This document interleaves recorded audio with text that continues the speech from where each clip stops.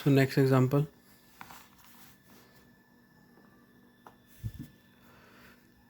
x is equal to e raised to power cos 2t and y is equal to e raised to power sin 2t. Question is to prove that dy by dx is equal to minus y log x divided by x log y. ठीक है, तो important question है, इसमें एक important concept use होगा, तो वो ध्यान से समझना. ठीक है, ये आगे डिफरेंशिएशन में, इंटीग्रेशन में काफ़ी यूज़ होगा. ठीक है, so x is equal to e raised बार कॉस 2t. ठीक है, तो जब भी ऐसा क्वेश्चन दिया हो e की पावर में अलग से कुछ वेरिएबल या टर्म्स दी हो, ठीक है, तो ऐसे इसको कैसे करेंगे, take by taking log both sides. ठीक है, टेक लॉग बोथ साइड्स. अब ऐसा क्यों किया हमने, अभी देखते हैं. Log x is equal to log of e raised पर कॉस 2t. ठीक है, अब ये देखो ये कौन सी फॉर्म बन गई, लॉग m पावर n. तो लॉग m पावर n किसके इक्वल होता है, n इंटू लॉग m के बराबर. तो यहाँ पे n कितना है, ये cos 2t, ये नीचे आ जाएगा cos 2t into log e. ठीक है, now we know that log e is equal to 1. ठीक है, अगर आपको ये नहीं पता है तो याद रखो कि लॉग e किसके इक्वल होता है, 1 के इक्वल होता है. ठीक है, तो इसकी वैल्यू 1 आ गई, तो यहाँ से log x की वैल्यू कितनी आ गई, cos 2t. ठीक है, now differentiate this equation with respect to t. Differentiate with respect to t.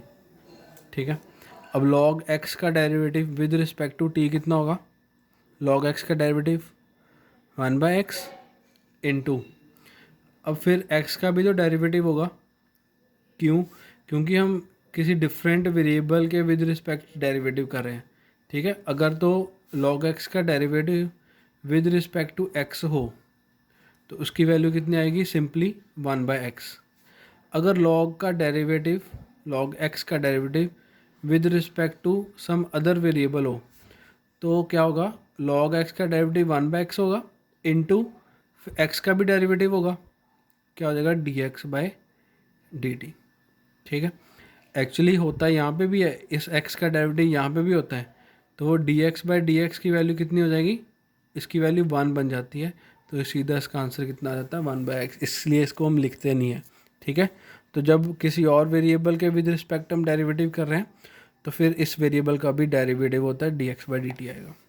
सो यहाँ से log x का derivative with respect to t कितना बन गया, 1/x into dx/dt is equal to, अब cos 2t का डेरिवेटिव, cos का डेरिवेटिव क्या होता है, माइनस sin 2t. ठीक है, इंटू डेरिवेटिव ऑफ 2t, अंदर भी एक फंक्शन है उसका भी एक डेरिवेटिव होगा 2t. ठीक है, तो माइनस 2t का डेरिवेटिव कितना हो जाएगा, सिर्फ 2 माइनस 2 साइन 2t आ गया. ये वैल्यू आ गई 1/x dx/dt की.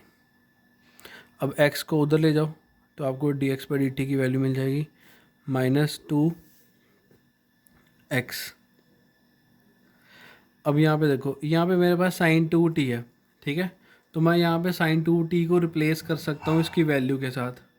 ठीक है, अब इसकी वैल्यू अभी हमारे पास नहीं है, इसकी वैल्यू हमारे पास नेक्स्ट इक्वेशन में आएगी. अभी हम इसको इक्वेशन नंबर 1 पुट कर देते हैं. ठीक है, sin 2t, और इसको इक्वेशन नंबर 2 पुट कर लेते हैं. ठीक है, नाउ नेक्स्ट, अब यहाँ पे हम ये y की वैल्यू है, इसको भी डिफ्रेंशिएट करेंगे विद रिस्पेक्ट टू t और dy/dt की वैल्यू निकालेंगे. ठीक है, उससे पहले इसको थोड़ा सिंप्लीफाई कर देते हैं, टेक लॉग बोथ साइड्स, जैसे हमने यहाँ पे ऊपर किया था, ई रेस्ट बार साइन 2t. ठीक है, फिर से लॉग m पावर n वाला फॉर्म लगेगा, ये n नीचे आ जाएगा, कितना बन जाएगा, साइन 2t और log e की वैल्यू कितनी आ जाएगी 1। ठीक है, क्लियर। और इसको इक्वेशन नंबर 3 पुट कर लेते हैं। ठीक है, now differentiate with respect to t। तो log y का डेरिवेटिव क्या होगा 1/y into d y by d t, जैसे हमने यहाँ पे किया था log x का किया था 1/x dx/dt। सो log y का 1/y dy/dt is equal to sine 2t। Sine का डेरिवेटिव क्या होगा प्लस cos 2t, फिर cos 2t का डेरिवेटिव 2 हो जाएगा। ठीक है, डायरेक्ट कर रहा हूँ मैं यहाँ पे, y को उधर ले जाओ तो यहाँ से dy/dt is equal to 2y cos 2t। इसको इक्वेशन नंबर 4 पुट कर दो। ठीक है, नाउ फाइंड dy/dx। dy/dx किसके इक्वल होता है dy/dt अपॉन dx/dt। तो dy/dt की value 2y cos 2t upon ये equation number 4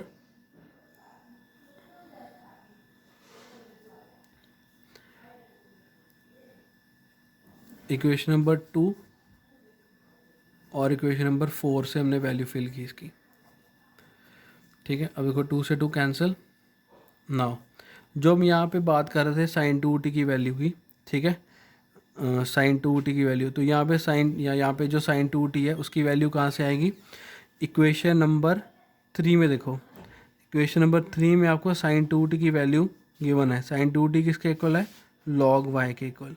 similarly cos 2t की वैल्यू कहाँ पे गिवन है आपको इक्वेशन नंबर 1 में गिवन है। cos 2t की वैल्यू कितनी है log x।